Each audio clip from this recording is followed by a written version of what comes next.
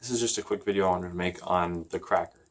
I know that everyone has different ways of making the cracker and there's no one specific way.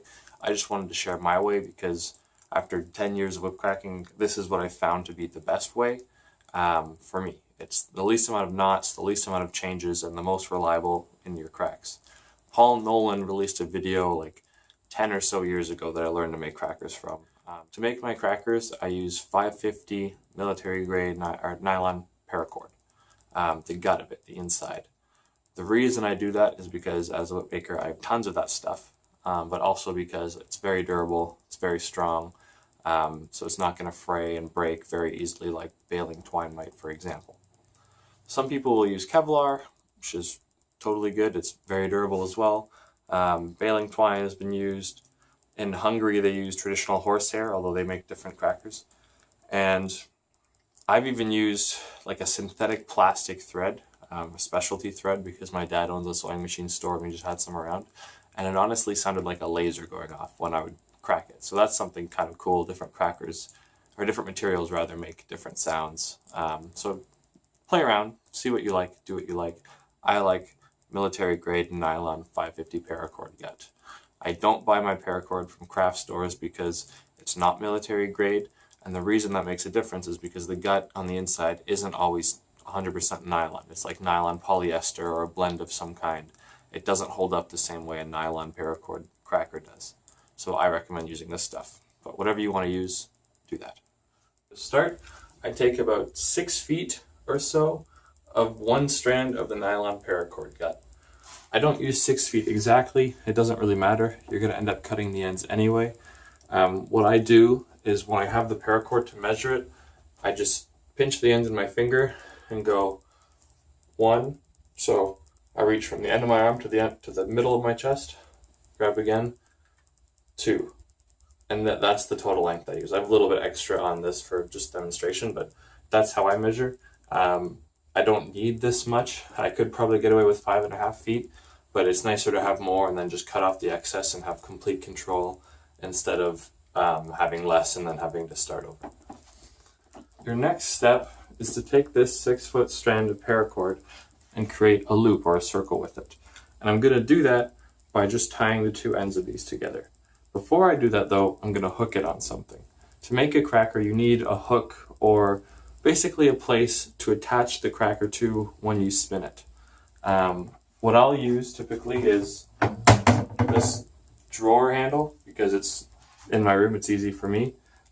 So I have to put this through before I tie it together. If you have like a coat hook or something like that, you don't need to put it through before you tie it. Obviously, you could just put the loop over top. But if you're using something like this, you've got to have it through the handle before you tie it, obviously.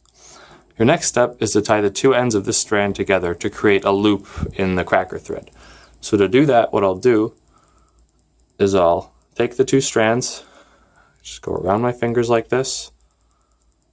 So I've created a loop around my fingers, and I just push it through and grab. And then I just pull to tighten.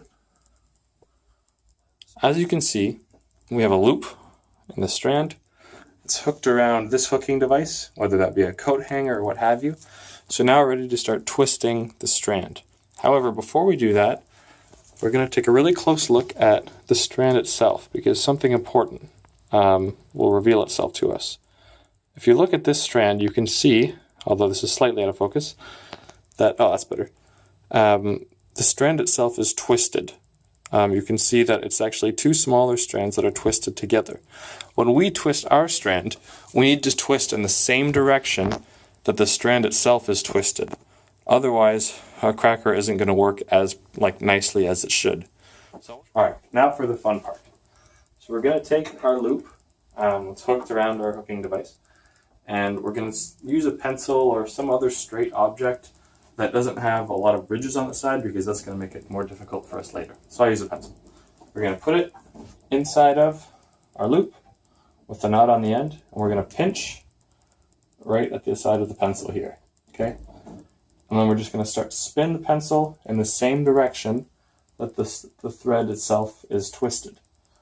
And this will cause as you probably won't be able to see because my camera won't focus, the string itself to start to twist. We're going to do this until we've created enough tension that the rope is going to want to bunch up on itself. So when we're spinning, it's important that we keep the string nice and tight. We don't want it to be loose. We want it as tight as possible. And we're just going to spin, spin, spin, spin, spin. Okay, so we've spun our string, and we know we're done when two things happen. First, and the easiest giveaway, is that there's no space between our hooking device and the end of the spun thread. So as you can see here, here, there's contact between the thread and the hooking device itself. There's no space there. B, this is usually done more by feel, but if you start to release a little bit of tension, you can see that a kink will form. We don't want that, so we're going to pull that out. But once those start to form, once tension has been released, you know that you've spun your string enough. Alright, I've moved to my door handle so that you guys can see. The next step of making a cracker is definitely the most difficult step. If you don't get this right the first time, it's okay. It's going to take a little bit of practice to get the cracker to do what you want it to do. First, we're going to make sure that we're keeping our cracker nice and tight. We don't want it to kink up at all during this process. That's going to ruin our cracker.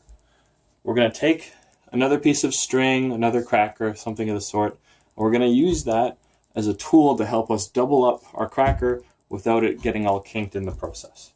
So you're going to take your extra string, you're going to put it over the cracker, okay? And you're going to put it about halfway. If you're not exact, it's okay because you'll be able to fix it. And what you're going to do is you're going to pull, and this is going to create the bottom or the loop of your cracker. You're going to keep everything tight. I'm pulling here. I'm just going to fold my cracker in half. Now, I'm not exactly halfway, so I'm just going to unfold it, make sure everything is tight, and I'm just going to move this a little bit up. So now I am halfway, okay? And hopefully you guys will be able to see. Basically what's happening is as I fold, my cracker starts to twist. I'm going to try and get closer for you guys. Maybe you'll be able to see. So as I fold, you can see I'm twisting, twisting, twisting. And I'm just going to take my hand that's holding the extra string, and I'm going to slowly release it. Whoops. And you'll release tension, and then that's going to keep your cracker twisting. And then you just let go, and then you'll have a fully twisted cracker here. Okay, so I pulled the string out from the bottom of the cracker, so that's gone. Now I have to remove this from my hook. So what I'm going to do, this is important, so I'm going to zoom in. And by zoom in, I just move my camera closer because I'm not some fancy editor. I'm going to pinch right here where the two strands separate. That way, when I take this off of the hook, it's not going to continue getting tangled or untangled, okay? Then I'm going to cut off of my hook like that, and I'm going to pull out the pencil. Easy. I'm going to keep pinching on the two separate strands so they don't unhook. Now I'm going to take the cracker and bite down on the end like this. I want the twisted part. For my crackers, I make them 6 inches and then a 3-inch fuzzy bit on the end. You can do differently. I just find 6 inches is the best for me. So bite down here, and then I'm going to take these two different strands and I'm going to pull them apart. This shortens the twisted bit and it also tightens it, which is good. It doesn't have to be exactly 6 inches, by the way. Like when I do 2 whips, I might have a 1/2 inch difference between my crackers. It doesn't make that much of a difference. For me, I know my hand is about 5 inches, so I look and have about an inch after my hand, and that's when I know I'm good to go. From here, you're biting down. You're going to take the top strand, so this one's on top here, my right, your left. I'm going to go underneath with the top strand, so underneath the cracker, and then through the loop I've created. So underneath, and then over, and then through. I hope that's not too confusing. You can do this twice, like if you want to double knot it, I only do it once because that's all I find I need. And then I just, after I've tied the knot, I just pull to tighten. And now my twisted bit is all done. So all I need to do is give the cracker a little haircut and we're good to go.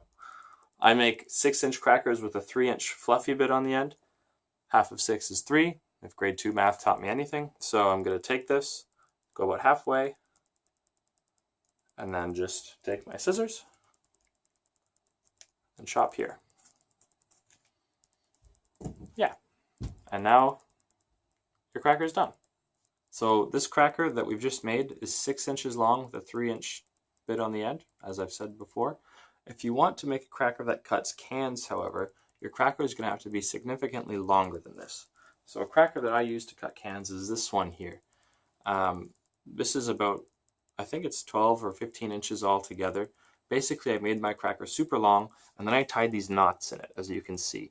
These knots act sort of as like bullets, you could say, when cutting a can. So what'll happen is, as the whip's cracking, it comes, the cracker connects with the can, and hopefully one of these knots will puncture the can, and the pressure on the inside of the can from it being shaken is actually what causes it to explode.